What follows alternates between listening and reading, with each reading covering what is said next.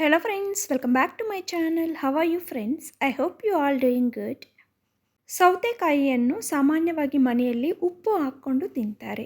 ಆದರೆ ನಾವು ಇನ್ನೂ ಟೇಸ್ಟಾಗಿ ಸ್ಟ್ರೀಟಲ್ಲಿ ಸಿಗುವಂತಹ ಸೌತೆಕಾಯಿ ಸಲಾಡ್ ಥರ ಪ್ರಿಪೇರ್ ಮಾಡಿಕೊಂಡು ತಿನ್ನಬೇಕು ಅಂದರೆ ಈ ವಿಡಿಯೋ ನೋಡಲೇಬೇಕು.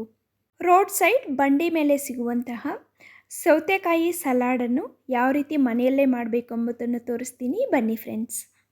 ಮೊದಲು ಸೌತೆಕಾಯಿನ ತೆಗೆದುಕೊಂಡು ಎಡ್ಜಲ್ಲಿ ಕಟ್ ಮಾಡಿಬಿಟ್ಟು ಕಹಿನೆಲ್ಲ ತೆಗೆದುಬಿಡಬೇಕು. ಸೌತೆಕಾಯಿಯನ್ನು ಗಿಡದಿಂದ ತೆಗೆದು 2-3 ದಿವಸ ಆಗಿದ್ದರೆ ಈ ಕಹಿ ಬರುತ್ತೆ ಫ್ರೆಂಡ್ಸ್. ಸೊ ಈ ರೀತಿ ನಾವು 2 ಸೈಡು ಕಹಿನನ್ನು ತೆಗೆದುಬಿಟ್ಟು ಸೌತೆಕಾಯಿಯನ್ನು ಕಟ್ ಮಾಡಿಕೊಂಡ್ರೆ ನಮಗೆ ಸೌತೆಕಾಯಿ ತುಂಬ ಟೇಸ್ಟಾಗಿರುತ್ತೆ.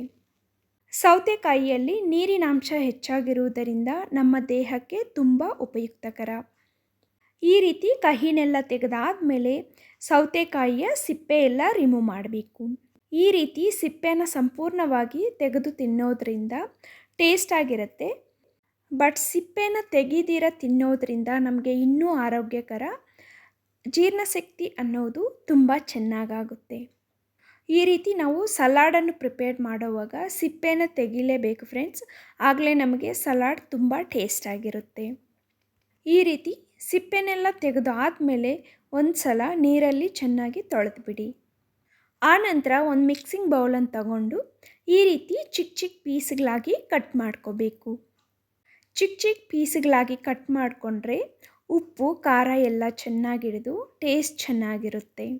ಈ ಸೌತೆಕಾಯಿಯು ಪೊಟ್ಯಾಷಿಯಂ ಮತ್ತು ಮೆಗ್ನೀಷಿಯಂಗೆ ಉತ್ತಮ ಮೂಲವಾಗಿದೆ. ಈ ಪೋಷಕಾಂಶಗಳು ರಕ್ತದೊತ್ತಡವನ್ನು ಕಡಿಮೆ ಮಾಡುತ್ತದೆ. ಹೀಗಾಗಿ ಹೃದಯದ ಕಾಯಿಲೆಗಳ ಅಪಾಯವನ್ನು ಕಡಿಮೆ ಮಾಡುತ್ತದೆ. ಅಧಿಕ ರಕ್ತದೊತ್ತಡ ಹೊಂದಿರುವ ವಯಸ್ಸಾದವರು ಸೌತೆಕಾಯಿಯ ರಸವನ್ನು ನಿಯಮಿತವಾಗಿ ಸೇವಿಸುವುದರಿಂದ ರಕ್ತದೊತ್ತಡ ಕಡಿಮೆಯಾಗುತ್ತದೆ. ನೋಡಿ ಫ್ರೆಂಡ್ಸ್, ಈ ರೀತಿ ಚಿಕ್ಕ ಚಿಕ್ಕ ಪೀಸ್ಗಳಾಗಿ ಕಟ್ ಮಾಡ್ಕೋಬೇಕು.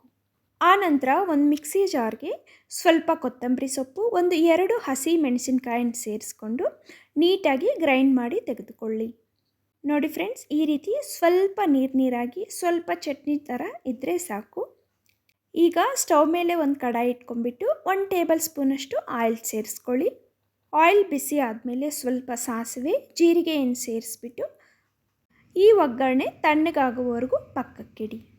ನಂತರ ಕಟ್ ಮಾಡ್ಕೊಂಡಿರುವಂಥ ಸೌತೆಕಾಯಿಗೆ ರುಚಿಗೆ ಬೇಕಾದಷ್ಟು ಉಪ್ಪು, ಗ್ರೈಂಡ್ ಮಾಡಿ ತೆಗೆದುಕೊಂಡಂತಹ ಕೊತ್ತಂಬರಿ, ಹಸಿಮೆಣಸಿನಕಾಯಿ ಪೇಸ್ಟ್, ತಣ್ಣಗಾಗಿರುವಂತಹ ಸಾಸಿವೆ ಜೀರಿಗೆ ಒಗ್ಗರಣೆಯನ್ನು ಇಲ್ಲಿ ಸೇರಿಸಿಬಿಟ್ಟು ನೀಟಾಗಿ ಮಿಕ್ಸ್ ಮಾಡ್ಕೋಬೇಕು. ಇಷ್ಟೇ ಫ್ರೆಂಡ್ಸ್, ನೋಡಿದ ತಕ್ಷಣ ಬಾಯಲ್ಲಿ ನೀರೂರುವಂತಹ ಟೇಸ್ಟಿ ಸ್ಟ್ರೀಟ್ ಸ್ಟೈಲ್ ಸೌತೆಕಾಯಿ ಸಲಾಡ್ ರೆಡಿ. ಆಚೆ ಹೋಗಿ ತಿನ್ನೋದಕ್ಕಿಂತ ಈ ರೀತಿ ಮನೆಯಲ್ಲೇ ಪ್ರಿಪೇರ್ ಮಾಡಿ ತಿಂದರೆ ತುಂಬ ಆರೋಗ್ಯಕರ. ಈ ರೀತಿ ಪ್ರಿಪೇರ್ ಮಾಡಿ ತಿಂದ್ಕೊಂಡ್ರೆ ಆಚೆ ತಿಂದಷ್ಟೇ ಸ್ಯಾಟಿಸ್ಫ್ಯಾಕ್ಷನ್ ಸಿಗುತ್ತೆ. ಮಕ್ಕಳು ಸಹ ತುಂಬ ಇಷ್ಟಪಟ್ಟು ತಿಂತಾರೆ.